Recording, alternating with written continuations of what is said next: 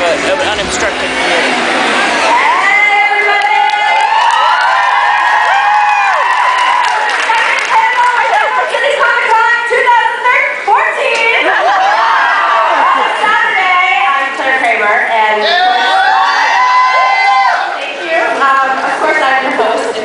This weekend. A couple people are here for the whole duration of the day. Raise your hands. What's up? Alright, we'll be discussing this tonight on Twitter. We have got a great lineup. We just had Steven, who's amazing, and my next two guests are on one of my favorite series. A 1,500-year-old wolf shapeshifter. Caught up in the world of Bay. Chris Holdenreed and Zoe Palmer.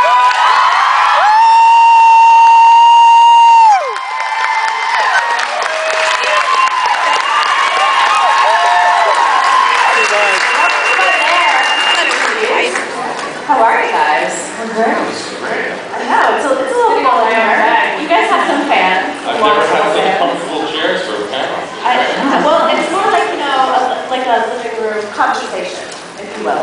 Yeah. Like Regis or... Yeah, except not. No, you don't look at anything. I would never mistaken you for... Right, exactly. So, let's kick off the conversation. Lost Girl is such a rich show. There's so many layers and dynamics to it. Number one, how do you prepare for being part of this, you know, world? And two, how do you explain this world to someone who's never been part of it? It's actually impossible. Like, anytime anybody asks what the show's about that doesn't know, you're like, I literally just say sex. We did the worst answer ever, and like the producers and networks are like, it's about more than sex, which it totally is, but that's the only thing I can ever come up with. Well, that's good. Which means that's the only thing I think of, I guess.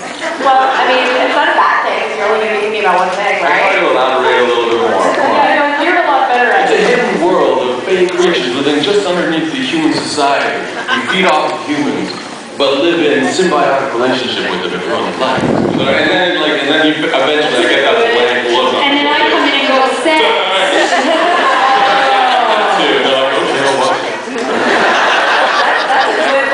Though. I'm impressed. I'm really impressed. Yes, I use words with 3 syllables or more than that. Yes, to be honest, you know, but it is. It's that balance on the show.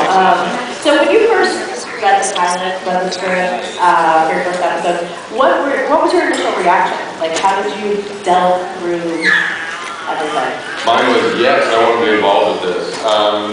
It's so rare that something comes across your plate that, you know, really tweaks whether it's your past, what you've been reading as a kid. Like, I grew up reading Dungeons and Dragons, you know, about Lord of the Rings, you know. Like, Dragonlance was my first, like, after I became literate, I started reading Dragonlance, you know.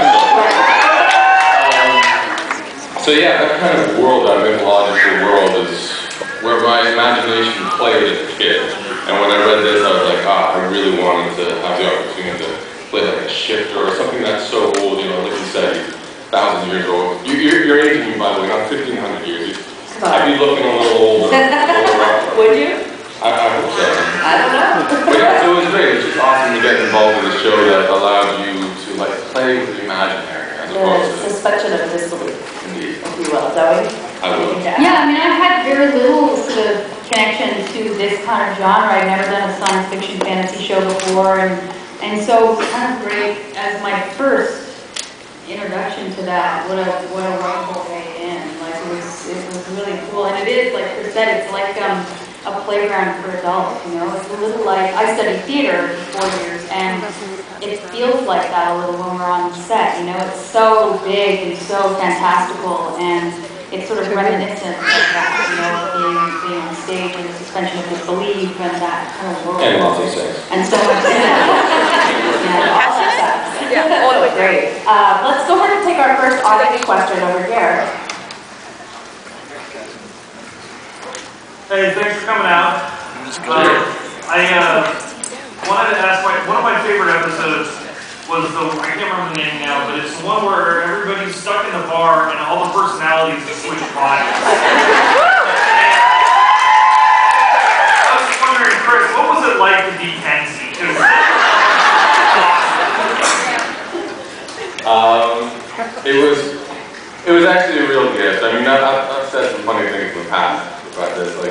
basically how I got into character, you know, sending Soul just lent me some of her underwear, and I was just so, next what?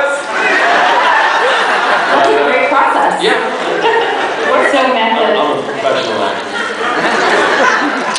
It was actually one of the best episodes for us because it was like theater school, you know. We were all in one little environment and we were all working with each other. I remember Ksenia and Anna were reading a scene for Mike Cram, who was playing Bo's character for that episode, and we were just watching their mannerisms and how they do it, and we would try to mirror them. Or Ksenia and I would work like back in her condo and just like figuring a body position of how she could also do the wolf and how I could like somehow get her like petite little expressions into me, and it was one of our faves, you know. It really brought out the best in all of it. The collaboration was fantastic.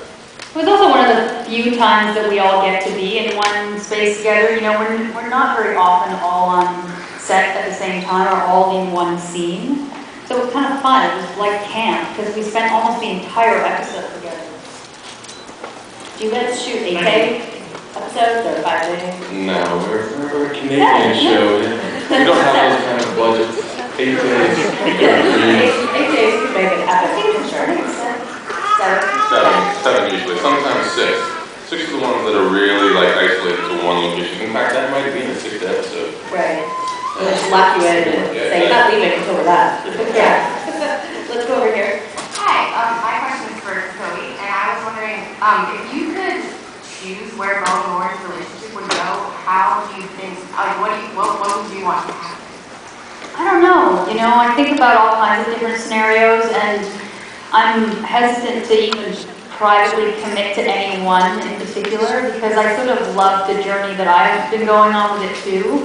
Because I've sort of been going on the same journey as you guys in a way. You know, I don't have any real idea what the end game is. They haven't discussed it with us, and neither of us know if she'll end up with Bo, or if she'll end up with Lauren, or if she'll end up with Dyson. Yeah, you can have it. Hey, no falling out there. That's right. But so I don't know. I love that. I love the play. I love that sometimes we're on, sometimes we're off, and personally, I find that sexy. Lauren and Dyson are going to hook up. I'm pretty sure. Both going to be crying. But it's going to happen right here in front of you.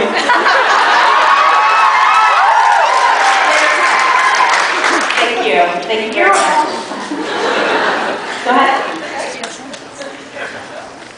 So, following along with that, after 4 seasons, it seems like that both Lauren and Dyson are finding their own voices as well, and it's becoming sort of a nice little poly group. Would you be happy with that? I love the way things are going without spoiling too much. What? I'm an anti-chipper team person. I think that both people are important to go, and I'd like to see both of them. I just think that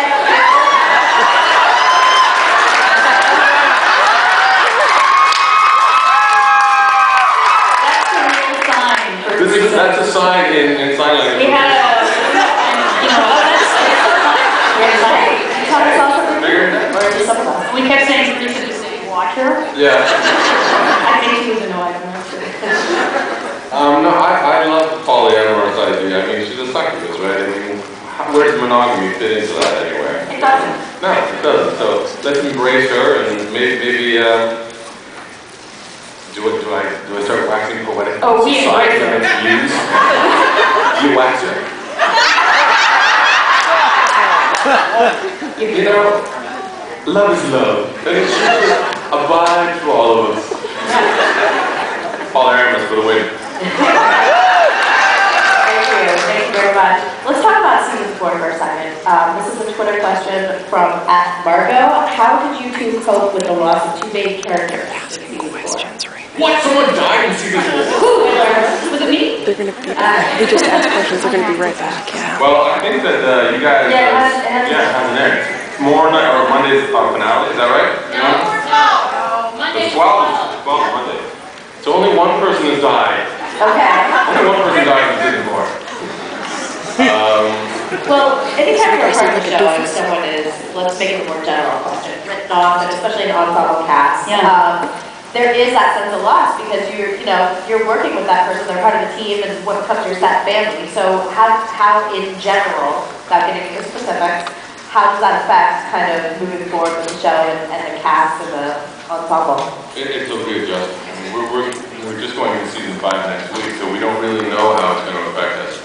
It is a big loss. It is exactly how you might imagine, though, when you've spent that kind of time with somebody. We are really a family. We really have spent a ton of time together, and had all kinds of personal life things that have come on the set. We really know each other well. We all sort of really are involved in each other's lives, and so to have any one of us go now is as heartbreaking for us as it is for an audience, I think. Absolutely, yeah. All right, let's come over here. What kind of fitness do you have to do to get ready for the show, and do you do any of your own stunts? All right, stunt work and fitness regime. Chris? As far as, diet stuff, I believe in tapeworms. And a little botulism the week before you shoot. Fantastic for keeping the weight flying trim. Stunts, I used to until I herniated my disc in season 2 in a fight sequence. And I still do a little of them now, like the ones that, fuck it, I actually do most of them still. But, yeah, you just gotta be careful out there, injuries suck. And honestly, season 2 when I did that, it was brutal. I would have to walk into, Dyson's this wolf guy, he's supposed to run across the room and take down this guy, and I could barely walk. So I had to believe the cool guy, yeah, I'm good, you just don't move. I could catch you if I wanted to, but got me right now.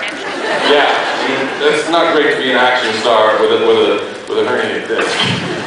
So yeah, stunts, try not to, but usually have to. I would imagine that watching someone else play your character, even in a stunt, is difficult. So it is, even though you may watch a couple takes, you're like, oh, I want to do it. The funny thing about stunt performance is that they all think what they're supposed to do is supposed to look like WWF, right? So I'm fighting, and it's like, normal hits. Cut to my stunt guy, and he's like, I just hit him in the face, and they're like, oh.